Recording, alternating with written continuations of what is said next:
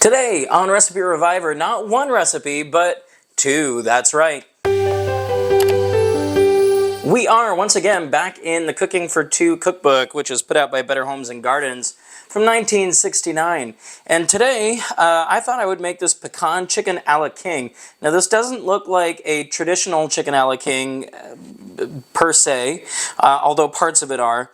This is part of a holiday brunch menu, and they have you serving this pecan chicken a la king over what they call Perfect Waffles, homemade waffles. So we're going to be making both those recipes today. Let's go. We're going to start by melting some butter in a medium-sized saucepan, and once that butter is melted, we're going to add some chopped celery.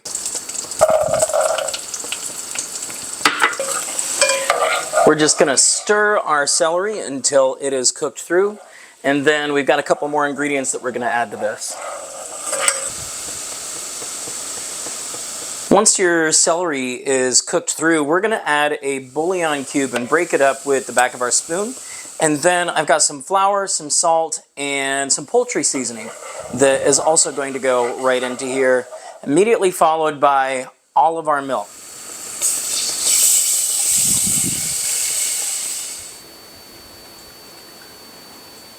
Taking it off the stove just for a second to add our final ingredients that we're going to put in this. I've got some lemon juice here, which I'm going to add in. I have chopped pimentos, and they're going in. What's your opinion on chopped pimentos? Let me know in the comments. I feel like they don't have much of a flavor. I think it was just kind of a color thing back in the day. And then I have these chopped pecans, and we're going to put all but a little bit of that in because we're going to save a little bit for the garnish on the top. We're also going to add some cooked chicken. Now it calls for a cup. I'm hoping I can sneak just a little bit more than a cup into there so we get some more protein. But we're going to add the cooked chicken and let that simmer and just heat over low for a while we move our attention to the waffles.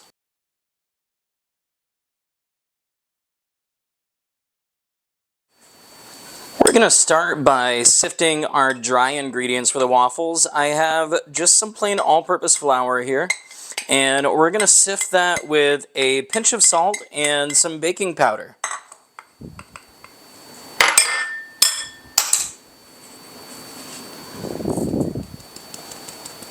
I have one egg that I separated, and to the yolk I am going to add some milk and combine those together.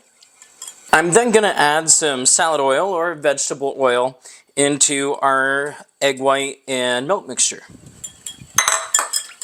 Now we need to get this egg white beaten stiff, and I don't think that with just one egg white that my stand mixer is going to have enough liquid to get the job done. So I'm going to try to do this with my hand mixer and see what happens. Well, it's not the stiffest egg whites I ever made, but it's also not the weakest egg whites. I'll take it. And what we're going to do now is we are going to fold in our egg whites into the other mixture that we have here. And I just realized I missed a step. I was supposed to put the milk mixture into our dry ingredients. So let's do that first, and then we will fold in the egg whites.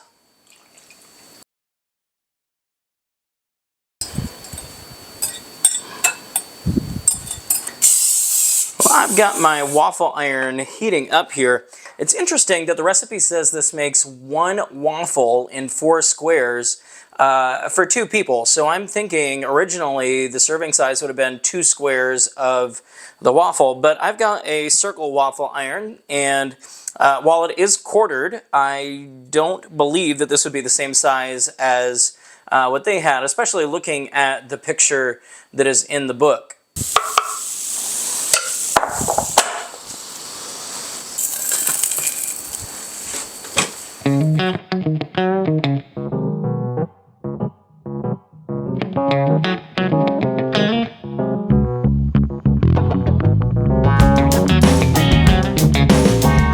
There's only one last thing to do, and of course that is to try it. It's actually pretty good. It needs some pepper, it needs a little bit of seasoning, perhaps a touch more salt, but it tastes pretty darn good, believe it or not. Even though it's called Pecan Chicken a la King, I think there's kind of this connection with chicken and waffles, obviously, because we have the waffles, although it's not fried chicken. It's creamy. It's almost like this milk gravy that is over the chicken and the waffle, and altogether it somehow just works. So 2 recipes, I would say both were a success. The waffle is pretty decent and the chicken is quite good. I would recommend this one. Give it a try. Pecan Chicken a la King and Perfect Waffles. We'll see you next time.